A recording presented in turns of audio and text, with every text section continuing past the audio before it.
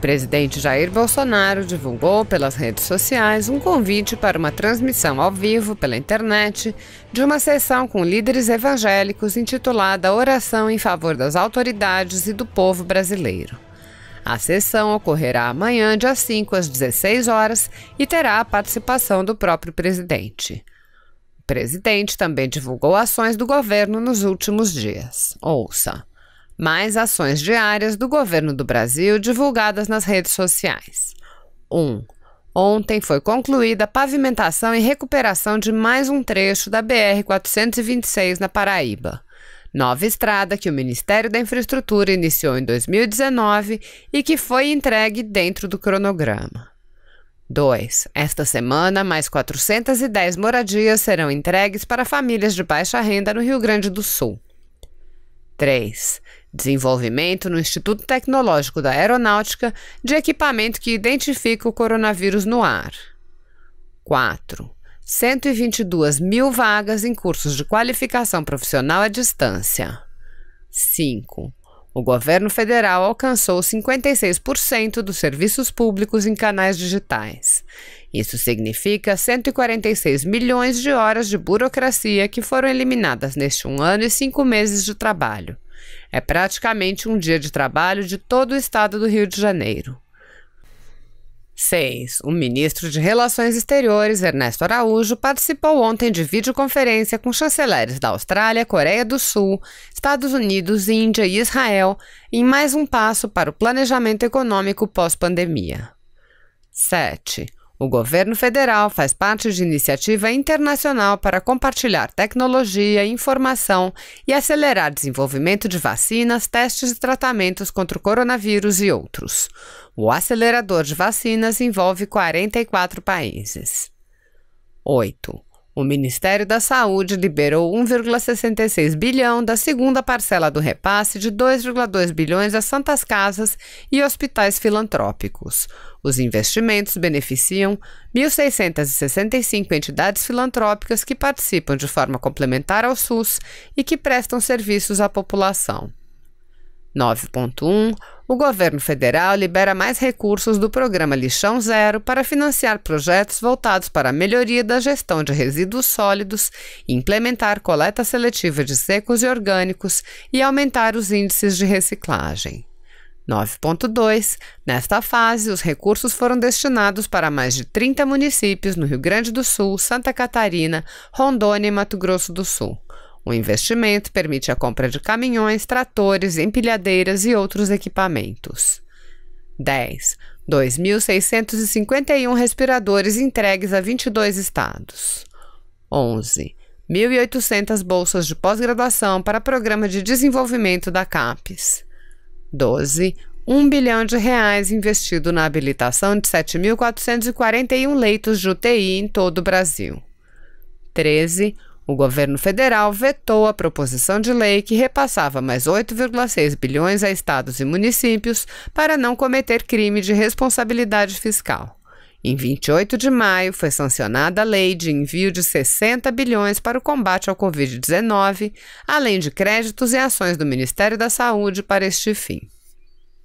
O Brasil vai entrar no chamado acelerador de vacina, que é um processo aí de vários países e algumas entidades privadas que está procurando investir e trabalhar em conjunto no desenvolvimento de uma vacina para o Covid-19. Esse não é o único projeto de vacina que existe hoje no mundo. Nós queremos, o Brasil tem capacidade de estar em todos os projetos de desenvolvimento, de procura de vacina para o Covid-19. Esse é um dos projetos talvez mais importantes e nós temos capacidade de estar em todos eles. Temos falado com outros países também que têm projetos dessa natureza para que o Brasil possa cooperar. Então, queremos estar presentes em todos esses terrenos, assim como em outros terrenos do combate ao Covid-19. No caso do Itamaraty, nós temos procurado atuar no recebimento de equipamento, doações de hidroxicloroquina, por exemplo. Isso tudo tem dado resultado em benefício desse esforço do presidente Jair Bolsonaro, do nosso governo, de combater efetivamente o Covid-19. Novas perspectivas para o Brasil na área espacial. Empresas privadas vão poder fazer o lançamento de satélites a partir do Centro Espacial de Alcântara, no Maranhão. A portaria da Agência Espacial Brasileira autoriza que empresas privadas, nacionais ou estrangeiras lancem foguetes, satélites ou outras cargas a partir da base de Alcântara, no Maranhão. Os interessados em fazer lançamentos do Brasil devem enviar documentos para análise e depois desse estudo será expedida uma licença com validade por até 5 anos, podendo ser renovada. A ideia é fazer no Brasil o que foi feito no último fim de semana nos Estados Unidos, quando uma empresa privada, a SpaceX, fez uma parceria com a NASA e lançou um foguete tripulado, um passo importante na política espacial. Isso atrai investimentos grandes. Nós temos condições excelentes de ter aqui no Brasil um centro de lançamento extremamente competitivo no mercado mundial. A primeira etapa desse processo ocorreu no ano passado, quando o Brasil firmou com os Estados Unidos um acordo de salvaguardas que autorizou lançamentos de satélites e foguetes que tenham peças americanas em seus componentes. Mais tarde, ele foi aprovado pelo Congresso. Agora, a expectativa é de que as empresas interessadas comecem os primeiros lançamentos já em 2022. Para o governo brasileiro, esse é mais um passo do Brasil em feitos que parecem tão distantes da gente, no espaço,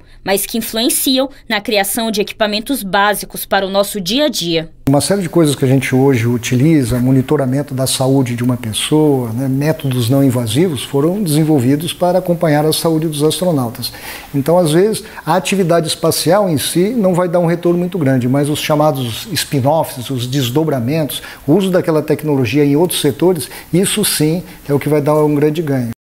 Nos últimos 3 meses, foram entregues 20 obras em rodovias federais. De acordo com o Ministério da Infraestrutura, mesmo em meio à pandemia, a meta é integrar o país e melhorar os serviços oferecidos à população. Um dos trechos prontos fica no Pará e faz parte da Transamazônica, terceira maior rodovia do país. A pavimentação é esperada há mais de 40 anos por quem passa por lá.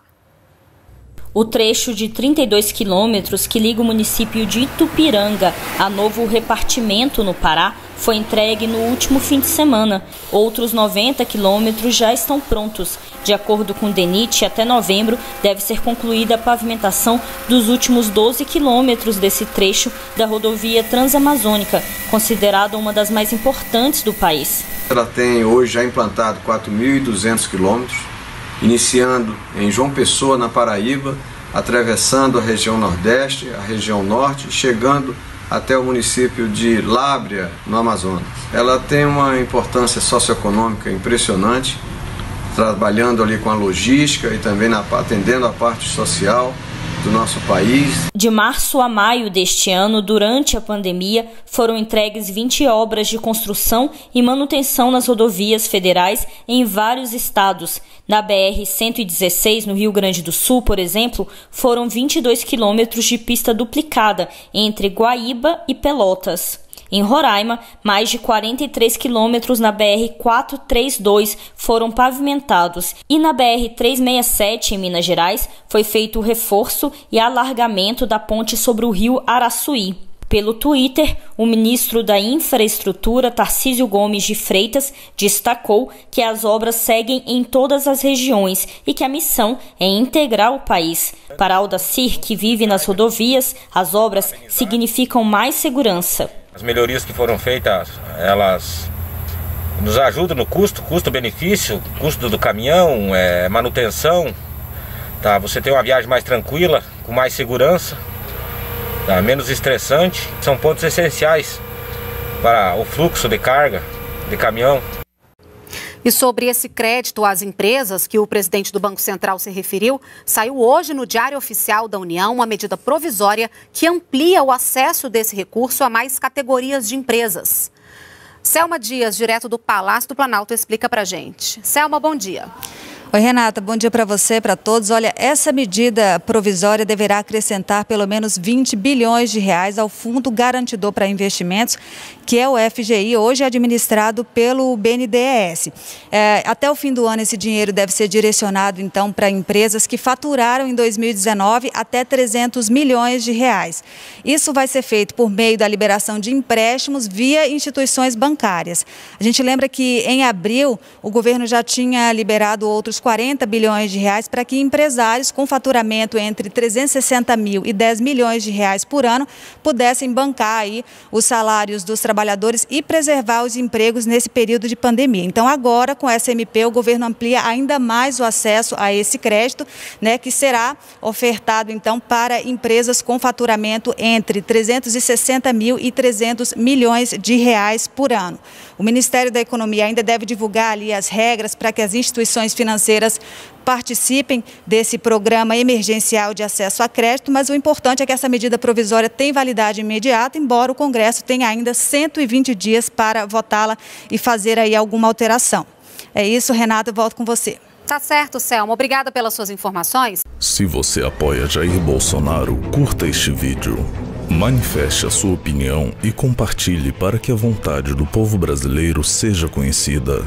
Inscreva-se no canal para ter acesso gratuito ao nosso conteúdo. Uma produção Folha Política.